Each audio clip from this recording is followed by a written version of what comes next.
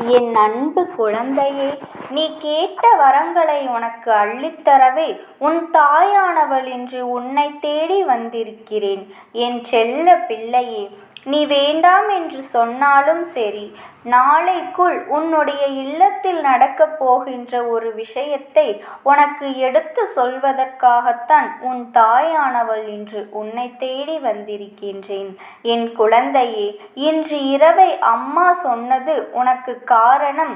என் தங்கமே, நாளையோடு நீ 2 வருடங்களாக என்னிடம் வைத்திருந்த வேண்டுதல்கள் அனைத்தையும் நான் நிறைவேற்றி உன் வாழ்க்கையில் ஒரு முக்கியமான அதிசயத்தை நடத்தி காட்ட வேண்டும் என்றுதான் உன் தாயானவள் நான் இப்போது உன்னை தேடி வந்திருக்கின்றேன். என் தங்கமே, இப்போது அதை முடிவெடுத்து வைத்துவிட்டுதான் உன்னோடு பேசிக்கொண்டு இருக்கின்றேன். இன்று இரவு ஆனது உன்னுடைய இல்லத்தில் அதிசக்தி வாய்ந்த மாற்றங்களை எல்லாம் நடத்தி கொடுக்கக்கூடிய இரவாக இருக்க போகின்றது. என் தங்கமே, எந்த விஷயங்களை நினைத்து மனதிற்குள் நீ கலக்கத்தை கொண்டாயோ, எந்த ஒரு விஷயம் உன்னுடைய இல்லத்தில் நடந்தால் எல்லோரும் மனமகிழ்ச்சி அடைவார்கள் என்று நினைத்தாயோ, அந்த விஷயத்தை உன்னுடைய இல்லத்தில் நான் நடத்தி காட்டப் போகின்றேன். என் தங்கமே, அது மட்டும் அல்லாமல் இந்த தாயானவள் உன்னுடைய இல்லத்தில் இருக்கின்ற ஒரு தீய சக்தியினை விரட்டியடிக்கவும் போகின்றேன்.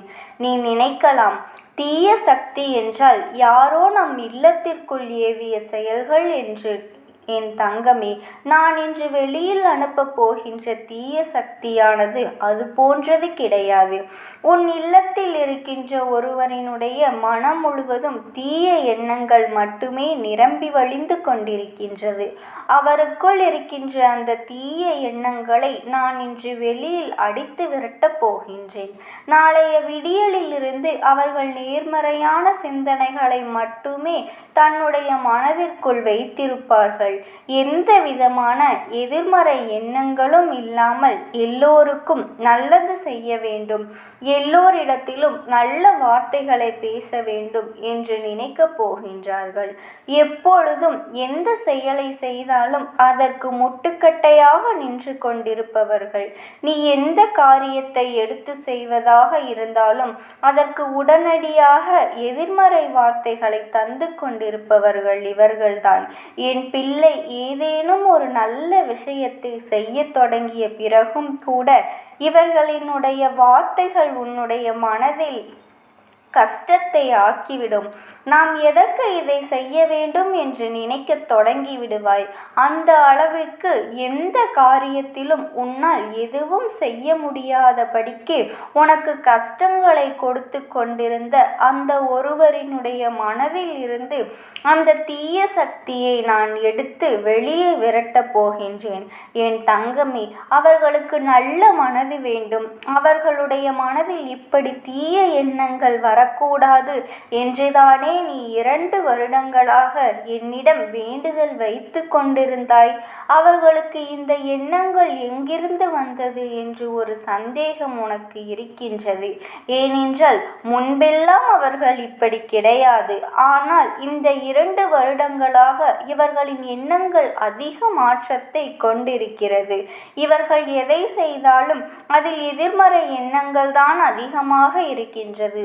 இவர்களோடு 2 நிமிடம் பேசிவிட்டால் போதும், நம்முடைய எண்ணங்கள் கூட எதிர்மறையாக மாறிவிடும். நான் ஒரு செயலை செய்ய நினைத்து தொடங்கினாலும் அதை நம்மால் செய்ய முடியாமல் போய்விடும். என் தங்கமே, நம்மால் செய்ய முடிக்கும் என்று நினைக்கின்ற காரியத்தை கூட செய்து முடிக்காதபடிக்கு நம்முடைய எண்ணங்களை மாற்றி விடுவார்கள். இப்படி ஏற்படுகின்ற சூழ்நிலைகள் ஒருவரின் வாழ்க்கையில் எந்த அளவிற்கு பாதிப்பினை ஏற்படுத்த முடியும் என்பதை உன் தாயானவள் என்னால் நிச்சயமாக புரிந்து கொள்ள முடிகின்றது. என் பிள்ளையே, எப்பொழுதும் எதிர்மறை எண்ணங்களையும் எதிர்மறை சிந்தனைகளையும் உனக்குள் விதைத்து கொண்டிருப்பவர்கள் நிச்சயம் இனியும் நீ செய்கின்ற நல்ல விஷயங்களை தடுத்து நிறுத்துவதற்கு வாய்ப்புகள் அதிகமாக இருக்கின்றது. அதனால் உன் தாயானவள் இன்று இரவு இந்த விஷயத்தை நான் நடத்தி விடுகிறேன். இனிமேலும் உன்னுடைய இல்லத்தில் இருக்கின்றவர்கள் யாருடைய மனதிலும் தீய எண்ணங்கள் இருக்கக்கூடாது. யாருமே மற்றவர்கள் வாழ்க்கையை பற்றி நல்ல விதமாக எண்ண வேண்டும். என் தங்கமே, நம்மை போலதான் மற்றவர்களுக்கும் உணர்வுகள் இருக்கின்றது. நாம் நன்றாக இருக்க வேண்டும் என்றால் அவர்களும் நன்றாக இருக்க வேண்டும் என்பதனை நினைக்க வேண்டும். என்று எல்லோர் மனதிலும் நல்ல எண்ணங்களை நான் விதைக்கின்றேன். நான் இன்று ஏற்படுத்தக்கூடிய இந்த மாற்றத்தினால் இனி ஒருபோதும் உன்னுடைய இல்லத்திற்குள் எந்தவிதமான கருத்து வேறுபாடுகளும் ஒருவருக்கொருவருக்கு வராது. ஒருவரின் மீது ஒருவருக்கு இருக்கின்ற அக்கறை இன்னும் பெருகும். என் குழந்தையே, எத்தனை பேர் இங்கே நினைக்கின்றார்கள் தெரியுமா? உடன் பிறந்த உறவுகள் கூட இருந்தும் அவர்களுக்குள் ஒற்றுமை இல்லாமல் ஒருவர் நன்றாக இருந்தால் இன்னொருவருக்கு அது பிடிப்பதில்லை. ஒருவர் வாழ்க்கையில் முன்னேறினால் சரி, நம்முடைய உடன் பிறந்த உறவுதானே வாழ்க்கையில் முன்னேறுகின்றார் என்ற எண்ணம் நல்லபடியாக இருக்கட்டும் என்று ஒரு நாளும் சிந்திப்பதில்லை.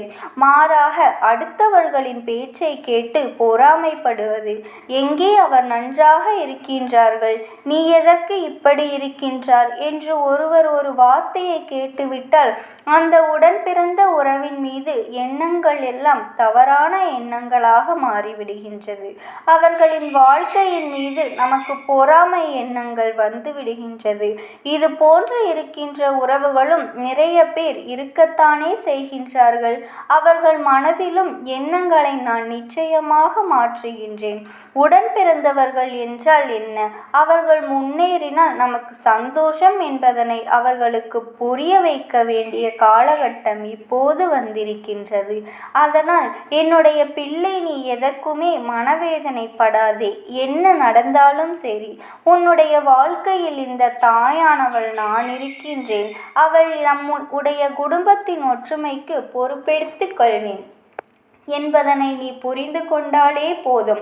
யார் என்ன சூழ்ச்சிகளை செய்தாலும் உன்னுடைய குடும்பத்தில் இருக்கின்றவர்களின் மனதில் கெட்ட எண்ணங்களை விதைக்க நினைப்பவர்களுக்கு நிச்சயமாக இந்த அம்மா சரியான பாடத்தினை ஒரு நாள் புகட்டி கொடுப்பேன் என்பதனை நீ மறந்து விடாதே. என் பிள்ளை, நீ சில நேரம் செய்கின்ற செயலில் உனக்கு தோல்வி கிடைத்தால் உடனே என்ன நினைக்கின்றாய்? இவர்கள் பேசிய வார்த்தைகள்தான் இன்று நமக்கு இந்த நிலையை கொடுத்திருக்கின்றது. இவர்கள் சொன்னதனால்தான் நமக்கு வெற்றி கிடைக்காமல் போய்விட்டது என்று என் பிள்ளை நீ நினைக்கின்றாய் அல்லவா? அந்த அளவிற்கு இவர்களினுடைய வார்த்தைகள் உன் மனதை நலமாக்கி இருக்கின்றது. என் தங்கமே, இனிமேலும் நீ இந்த அளவிற்கு ஒருவரின் வார்த்தைகளினால் காயப்பட வேண்டிய சூழ்நிலை ஏற்படாது. அவர்கள் செய்த தவறுக்கான தண்டனை அவர்களுக்கு கிடைத்தே தீரும். என் பிள்ளையே, நீ வேதனைப்படுவதை முதலில் நிறுத்திவிடு. இந்த தாயானவள் அவ்வளவு எளிதாக யாருக்கும் உதவியும் அல்லது யாருக்கும் எந்த ஒரு காட்சியையும் கொடுத்து விடுவது கிடையாது. ஏனென்றால் என் தங்கமே, முன்னால் நிற்க வேண்டும் என்றால் அதற்கு சில தகுதிகள் இருக்கின்றது. என்ன தகுதிகள் தெரியுமா? நிறைய பொன் வைத்திருக்க வேண்டும், நிறைய பொருள் வைத்திருக்க வேண்டும், நிறைய வசதி படைத்தவர்களாக இருக்க வேண்டும் என்பதா? நிச்சயமாக கிடையாது. என் தாயானவள் அதற்கு ஒரு தகுதியே எனக்கு வேண்டாம். என் தங்கமே, எனக்கு தேவை என் முன்னால் நிற்கின்ற குழந்தையின் மனதில் எந்த விதமான கள்ளங்கபடமும் இருக்கக்கூடாது. உண்மையாகவும் நேர்மையாகவும் இருக்க வேண்டும். தன்னிடம் எத்தனை பொன்னும் பொருளும் இருந்தாலும் அதை அடுத்தவர்களுக்கு கொடுத்து உதவுகின்ற மனது இருக்க வேண்டும். யாரிடத்திலும் கடுமையாக நடந்து கொள்ளக்கூடாது. ஏற்றத்தாழ்வுகள் பார்க்கக்கூடாது. எப்பொழுதுமே அன்போடும் அமைதியோடும் இருக்க வேண்டும். என் தங்கமே, வார்த்தைகளை பேசும்போது அதிக கவனத்தோடு இருக்க வேண்டும். எந்த ஒரு நாளும் வந்துவிடக்கூடாது. உன்னுடைய மனது உன்னுடைய கட்டுப்பாட்டிற்குள் இருக்க வேண்டும். இப்படி இது போன்ற தகுதிகளை யார் வைத்திருக்கிறார்களோ அவர்களை நிச்சயமாக இந்த தாயானவள் எளிதாக நெருங்கி வந்து விடுவேன். என்னுடைய ஆசைகளையும் பெற்று விடுவார்கள். அவர்களுக்கு என்றுமே நான் துணையாக இருப்பேன். இன்று என் பிள்ளையின் இந்த ஆசைகளை எல்லாம் நான் பெற்றிருப்பதனால் தான் என்னுடைய அன்பினை நீ பெற்றிருக்கிறாய். என் தங்கமே, இப்பொழுதே என் வாக்கினை நீ கேட்டுக்கொண்டிருக்கிறாய் அல்லவா? அதனை நீ மறந்து விடாதே என் பிள்ளையே. என்னாலும் உன் வாழ்க்கையில் உனக்கு நல்லது நிச்சயமாக நடக்கவிருக்கின்றது என்பதனை நீ புரிந்து கொள்ள வேண்டும். நான் உன் இல்லத்தில் இந்த மாற்றங்களை எல்லாம் நான் கொடுத்து விட்ட பிறகு நாளைய விடியலில் என் பிள்ளை மனநிறைவோடு நீ இருக்க வேண்டும். நான் சொல்வது போல நீ நடந்து கொள்வாயானால் நிச்சயமாக இந்த வாழ்க்கை உனக்கு கொடுக்க விரும்பியதை எல்லாவற்றையும் சந்தோஷமாக கொடுக்கும் என்பதனை நீ புரிந்து கொள்வாய். என் தங்கமே, உன் தாயானவளினுடைய ஆசீர்வாதம் உனக்கு எப்பொழுதும் இருக்கும். எப்பொழுதும் நான் உனக்கு துணையாகவே இருப்பேன். உனக்கு எந்த ஒரு இக்கட்டான சூழ்நிலை வந்தாலும் என் நாமத்தை மட்டும் நீ மனதார உச்சரி. உனக்காக என் இரு கரங்களை நீட்ட நான் ஓடோடி வருவேன். ஓம் சக்தி, ஓம் ஆதிபரா சக்தி என்பதனை எல்லாம் நீ தெரிந்து கொள்ள வேண்டும்.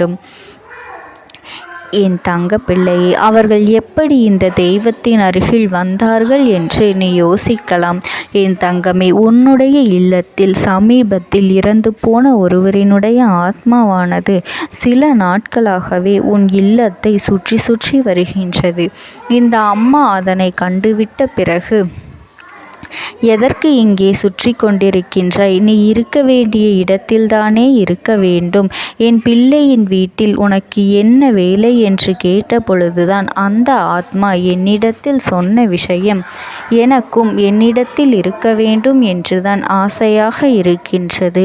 ஆனால் சில விஷயங்கள் என்னை அங்கே செல்ல விடாமல் தடுத்து கொண்டு இருக்கின்றது. எனக்கு என்னுடைய குடும்பத்தில் இருக்கின்றவர்களிடம் பேசியாக வேண்டும். என் மனதில் தோன்றுகின்ற சில விஷயங்களை அவர்களிடத்தில் சொல்லிவிட்டால் நான் மனநிறைவோடு இங்கிருந்து சென்று விடுவேன். சில விஷயங்களை நான் அவர்களோடு பகிர்ந்து கொள்ளாமல் விட்டுவிட்டேன். அதற்கு சரியான நேரம் இப்பொழுது வந்திருக்கின்றது. இப்பொழுதும் சொல்லாமல் நான் சென்று விட்டால் இனி காலம் முழுவதும் என்னால் அவர்களிடத்தில் சொல்லிவிட முடியாது. இதற்கு நீங்கள்தான் துணையாக நிற்க வேண்டும் அம்மா என்று என்னிடத்தில் வாய்ப்பினை ஏற்படுத்தி கொடுக்க வேண்டும் என்று கேட்டது.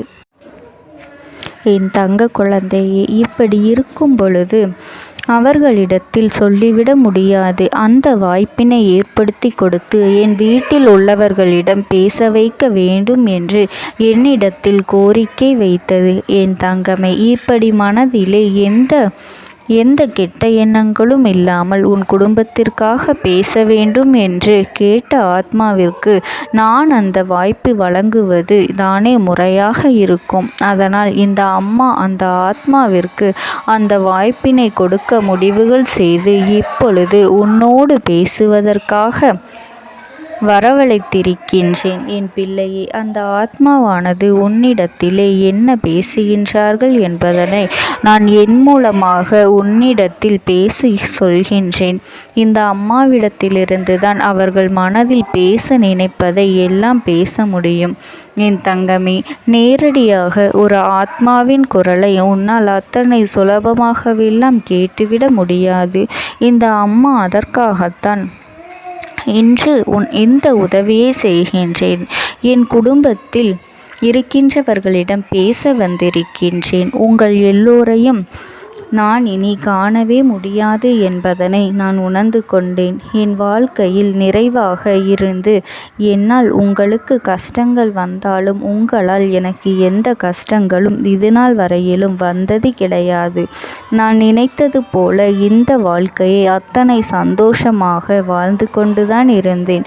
என் குடும்பத்தில் இருக்கின்றவர்களிடம் பேச வந்திருக்கின்றேன். உங்கள் எல்லோரையும் இனி நான் காணவே முடியாது என்பதனை நான் உணர்ந்து கொண்டேன்.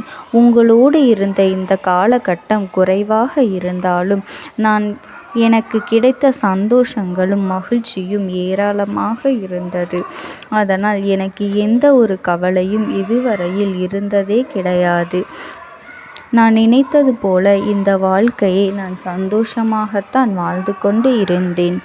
ஆனால் இவ்வளவு காலம் எனக்கு சீக்கிரமாக என்னுடைய ஆயுள் முடிந்துவிடும் என்று எனக்கு முன்பே தெரியாது. அது தெரிந்திருந்தால் நிச்சயமாக என் மனதில் இருக்கின்ற அத்தனை விஷயங்களையும் நான் உங்களிடத்தில் சொல்லியிருப்பேன். ஆனால் எல்லோரும் நினைப்பது போலத்தானே நானும் நினைத்திருந்தேன். எனக்கும் இந்த உலகத்தை விட்டு செல்ல வேண்டும் என்ற ஆசை கிடையாது. மற்றவர்கள் சொல்வது போல எதற்காக பிறந்தோம், நாம் ஏன் பிறந்தோம் என்று ஒரு நாளும் நான் நினைத்தது கிடையாது. வாழ வேண்டும் என்றுதான் ஆசைப்பட்டேன். என்னுடைய ஆசைகள் எல்லாம் நிராசையாகும்படி இந்த உலகத்தில் விட்டு செல்ல வேண்டிய காலகட்டம் கட்டாயம் வந்துவிட்டது. என்னுடைய கடமை இங்கே சரியாக முடிவதற்கு வந்துவிட்டது. இன்று நான் உங்களோடு பேச வந்ததற்கு முக்கியமான காரணம், சில விஷயங்களை எல்லாம் உங்களோடு சொல்லாமல் விட்டுவிட்டேன். எப்படி நடக்கும் என்று தெரியாமல் நான் சில விஷயங்களை செய்தும் முடித்துவிட்டேன். அதற்காக உங்களிடத்தில் நான் மன்னிப்பு கேட்டுக்கொள்கின்றேன். இதை உங்களிடத்தில் பகிர்ந்து கொள்ள வேண்டும் என்றுதான் இன்று நான் வந்திருக்கின்றேன். உங்களை நான் மனதார வணங்குகின்றேன். இந்த வாய்ப்பினை நான் சரியாக பயன்படுத்தி கொள்ள விரும்புகின்றேன். அதனால்தான் என் மனதில் இருக்கின்ற விஷயங்கள் எல்லாம் நான் சொல்லிவிடுகின்றேன். சிறிது நேரம் அமைதியாக அமர்ந்து என்னுடைய வார்த்தைகளை கேட்டாலே போதும். என்னுடைய அன்பினை புரிந்து கொண்டு அதுவே எனக்கு போதும். நான் நிச்சயமாக இங்கிருந்து நல்லபடியாக சென்று விடுவேன். இன்று உங்களோடு பேச வந்ததற்கு ஒரு முக்கியமான காரணம், நான் சில விஷயங்களை சொல்லாமல் விட்டுவிட்டேன். இப்படி நடக்கும் என்று எனக்கு ஒரு நாளும் தெரியாமல் சில விஷயங்களை செய்துவிட்டேன். அதை உங்களிடத்தில் பகிர்ந்து கொள்ளத்தான் வந்திருக்கின்றேன். என் மனதில் நினைக்கின்ற விஷயம் என்ன தெரியுமா? நான் உங்களை நன்றாக பார்த்து கொள்ள வேண்டும். உங்களின் ஆசைகளை எல்லாம் நிறைவேற்றி கொடுக்க வேண்டும். உங்கள் வாழ்க்கையில் நடத்தி கொடுக்க முடியாமல் போனாலும் இனிமேல் அதையெல்லாம் நடத்தி கொடுக்க வேண்டும் என்று ஆசைப்பட்டு என்னால் ஆன முயற்சிகளை எல்லாமே செய்து கொண்டிருந்தேன். ஆனால் முழுமையான பலன்களை கொடுப்பதற்கு முன்பாகவே இது போன்று நடந்துவிட்டது. அதனால் நான் ஏதேனும் குற்றம் குறைகள் செய்திருந்தாலும், ஏதேனும் உங்களுக்கு மனதிற்குள் கஷ்டத்தை தந்திருந்தாலும் என்னை மன்னித்து விடுங்கள். நான் எப்பொழுதும் உங்கள் மீது உண்மையான அன்பினைத்தான் வைத்து கொண்டிருக்கின்றேன். நான் ஒரு நாளும் மனதில் ஒன்றும் வெளியில் ஒன்றுமாக ஒரு நாளும் நான் நடந்து கொண்டது இல்லை. அதனால் என்னவோ என்னுடைய குணங்கள் சிலருக்கு இங்கே பிடிப்பதே இல்லை. எதுவாக இருந்தாலும் என்னோடு இருக்கின்ற என் குடும்பத்திற்கு தெரியும் அல்லவா நான் யார், என்னுடைய அன்பு எப்படிப்பட்டது என்று. அதனால் என்னுடைய அன்பினை முழுமையாக உணர்ந்து கொள்ள வேண்டும் என்று அதனை இங்கிருந்து ஏற்றுக்கொள்ளவே முடியாத ஒரு விஷயமாகத்தான் இருந்தது. நானும் அங்கும் அங்கும் ஓடி ஓடி மீண்டும் என்னுடைய உயிரை மீட்டெடுத்து விடலாம் என்றுதான் முயற்சி செய்தேன். ஆனால் அப்பொழுது என்னால் அதையெல்லாம் செய்ய முடியவில்லை. உயிரற்ற உடலாக இங்கே நின்று கொண்டிருக்கின்றேன். நாட்கள் செல்ல செல்ல இதை எனக்கு ஏற்றுக்கொள்ள பழகிவிட்டது. இனிமேல் இதுதான் என்னுடைய உலகம். மீண்டும் அங்கே செல்ல முடியாது என்பதனை நான் புரிந்து கொண்டேன். செல்ல முடியாவிட்டாலும் ஆத்மா என்று ஆன பிறகு என்னுடைய உலகத்தில் இருந்தால்தான் எனக்கு சந்தோஷம். மீண்டும் மனித வாழ்க்கைக்குள் என்னால் நுழைந்துவிட முடியாது. எனக்காக இத்தனை காலமும் அன்போடு பழகி எனக்கு எல்லாம் செய்த உங்களுக்கு நான் சொல்கின்ற விஷயம் ஒன்றுதான். நடந்தது எல்லாம் நடந்துவிட்டது. நடந்த விதையை யாராலும் இனி மாற்ற முடியாது. இனி நான் உங்களோடு இருக்க வேண்டும் என்று நினைத்தால் கூட அது நடக்காது. அதனால் இந்த வாழ்க்கையில் நீங்கள் நல்லபடியாக வாழ்ந்து சந்தோஷமாக இருக்க வேண்டும் என்றுதான் அந்த ஆத்மா மனது வேதனைப்பட்டு உன்னோடு பேசுகின்றது. என் தங்க குழந்தையே, யார் உன்னை விட்டு சென்றாலும் இந்த தாயானவளினுடைய அன்பும் ஆசீர்வாதங்களும் உனக்கு என்றென்றைக்குமே முழுமையாக கிடைத்து கொண்டே இருக்கும். அதனால் நீ எதை நினைத்தும் கவலைப்படாதே. உனக்காக எப்பொழுதும் நான் இருந்து கொண்டே இருப்பேன். ஓம் சக்தி. ஓம் ஆதிபரா சக்தி.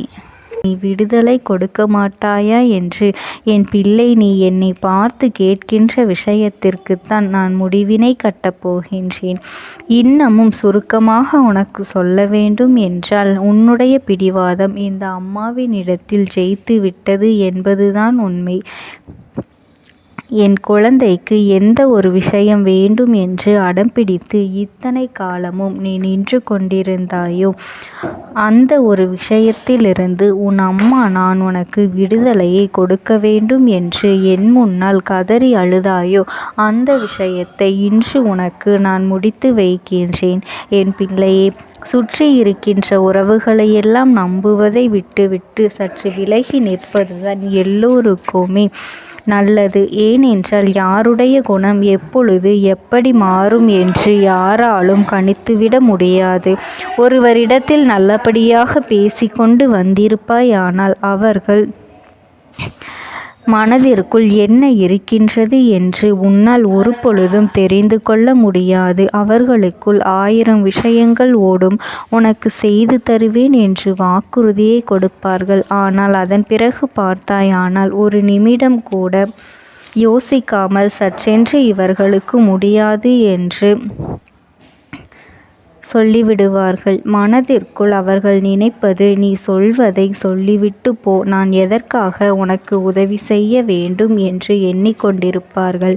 இது போன்ற போலிகள் அதிகமாக நிறைந்து இருக்கின்ற இந்த உலகத்தில் ஒரு விஷயத்திற்காக என் பிள்ளை நீ ஆசைப்படுகின்றாய் என்றால் அதை மிகவும் நான் கவனத்தோடு புரிந்து கொண்டு உன் வாழ்க்கைக்கு அது சரியா தவறா என்று தேவைதானா தேவையில்லையா என்று ஒரு வேலை கிடைத்தால் உன் வாழ்க்கை தெளிவாக இருக்குமா என்றால் நான் புரிந்து கொண்டுதான் உன் அம்மா நான் உன்னிடத்திலே சொல்ல முடியும் என்பதனை புரிந்து கொள். உனக்கு எத்தனை கால தாமதங்கள் ஆகியது என்பதனை அதனை புரிந்து கொள்ள அதை உன்னிடத்தில் ஒப்படைக்க வந்ததற்கு காரணம் பல அதிசக்தி வாய்ந்த பூஜைகளாலும் தெய்வங்களை நீ தொடர்ந்து வணங்கி கொண்டிருப்பதாலும் மட்டும்தான் உன் வேண்டுதல்கள் உச்சத்தை தொட்டுவிட்டது. தெய்வத்தின் மனதை நீ தொட்டுவிட்டாய். இனிமேல் உன்னிடத்திலிருந்து தெய்வத்தினால் தப்பிக்க முடியாது. நிச்சயமாக இனிமேல் இதனை நீ கொடுத்துதான் ஆக வேண்டும். எந்த எல்லைக்கும் செல்வதற்கு தயாராகிவிட்டாய். கடவுளுக்கு என்னென்ன செய்ய வேண்டுமோ அதையெல்லாம் என் பிள்ளை மனதார செய்து விட்டாய். உன்னுடைய அன்பிற்கு இந்த அம்மா நான் 5வது நாள் உன் வாழ்க்கையில் மிகப்பெரிய பிரச்சனையை தீர்த்து கொடுக்கின்றேன்.